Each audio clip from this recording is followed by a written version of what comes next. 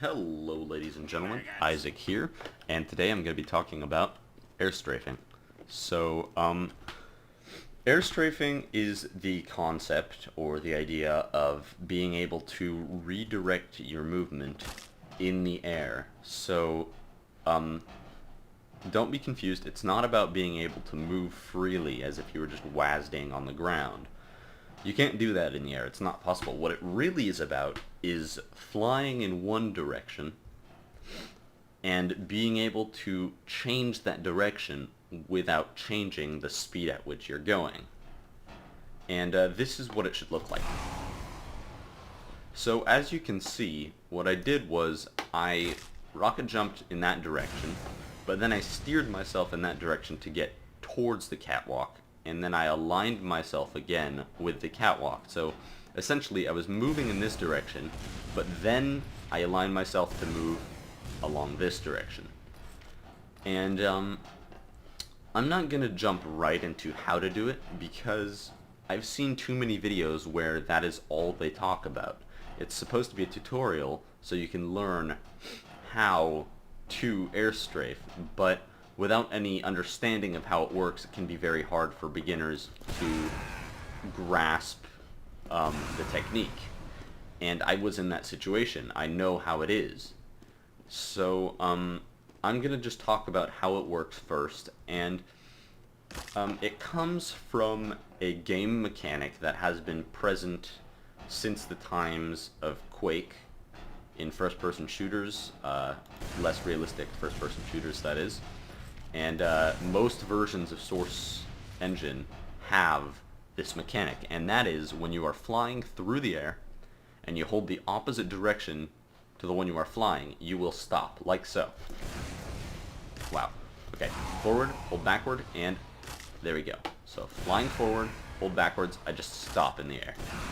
So the way this makes airstrafing possible is that you can imagine it creating an invisible wall.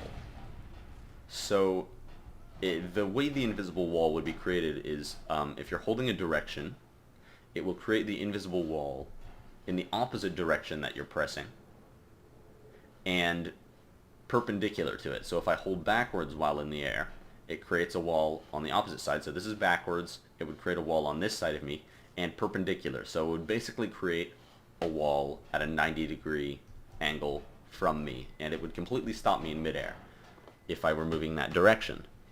Now if I'm holding left, it'll create the wall on my right side. It will be parallel to my trajectory if I jump that way and hold left.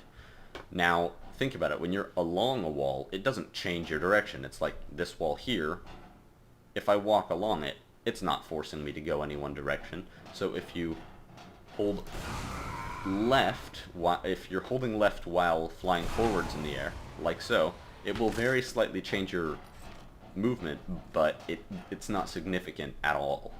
So what you want to think about is how you can use this invisible wall to guide your jump. And the way this invisible wall is, it updates every single frame, if you want to think of it that way. So this hypothetical wall, if you turn your view left, it will follow your crosshair, and you will end up with this wall on your right side following you. And of course this is only if you're flying through the air. It's not present. I wouldn't think about it too much while you're on the ground, but so this wall changes with your direction, and if your momentum is that way, it's like having a half pipe or just a smooth quarter circle wall that just redirects your flight. So basically the technique is fly through the air and use that wall to guide you. So hold the left button, for example, and move your aim to the left, and this will guide you to the left, like so. So I'm flying through the air and I'm holding the left button the whole time, and as I move my view to the left, you can see my direction is changing. So that is basically the gist of airstrafing. Of course, if you understand it more, if you understand airstrafing and its mechanics more, you'll realize you can actually airstrafe with any button. Of course, generally it's nice to be looking where you're going, so the left and right keys are the most used. But for example, I can airstrafe by holding forward, by flying in that direction, facing left, and by holding forward it will create an invisible wall behind me, and then I just tilt left and I will turn left.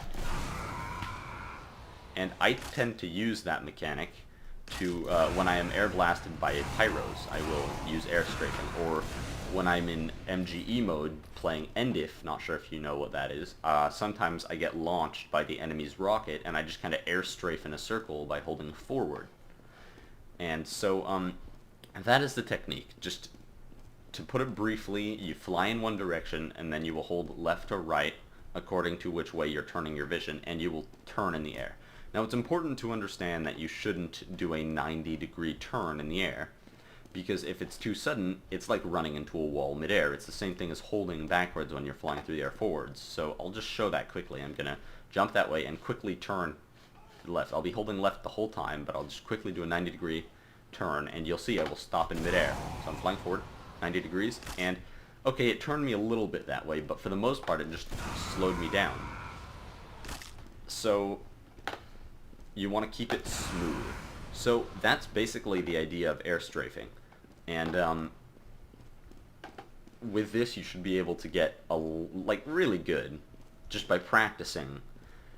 And speaking of which, there are great places to practice, and these are just the applications of airstrafing. So there are some lesser important ones like surfing and jumping, surf maps and jump maps, which rely completely on airstrafing. And I say they're lesser, they can be taken very seriously, but overall they're just not an important part of the game experience of TF2, although I personally enjoy them a lot. So you could do that, or another one, which is also a little bit less important, is using your market gardener like I just did on the spy crab over there.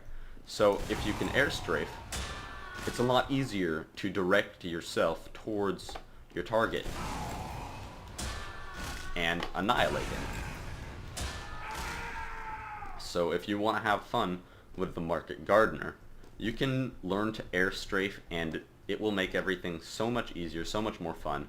From hitting a scout, a little fast bastard, or just hitting a sniper that's standing still, it'll make it all easier. So more serious applications are rollouts for competitive, which is getting from the spawn point to the place where, you know, the action starts at the beginning of a map. And that's mainly just in 5 CP maps. So with 5 capture points, getting from the spawn point to the midpoint.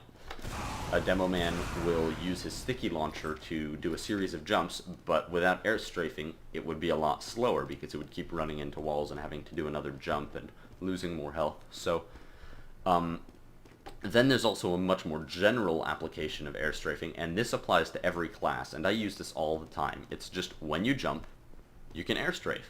So I can jump in this direction, but still land on this catwalk. And this can help you with a lot of shortcuts. For example, if there were like just a small platform, like this one here, this is just a small area, but you had to get to it even though there was like a gap here. Well, you could always try to do that, but you would probably overshoot it or miss it. But if you airstrafe, it's really easy to land here, and a lot of shortcuts in game take this form. So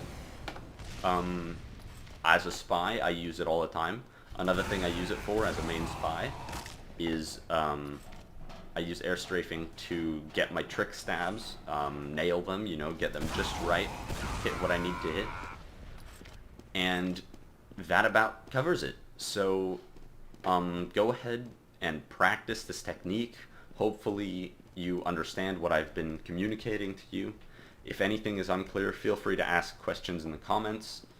To anyone who is waiting on my next Source Filmmaker video, it's coming in just a few days. It was a longer project. And all that said, I will be seeing you all some other time. Peace.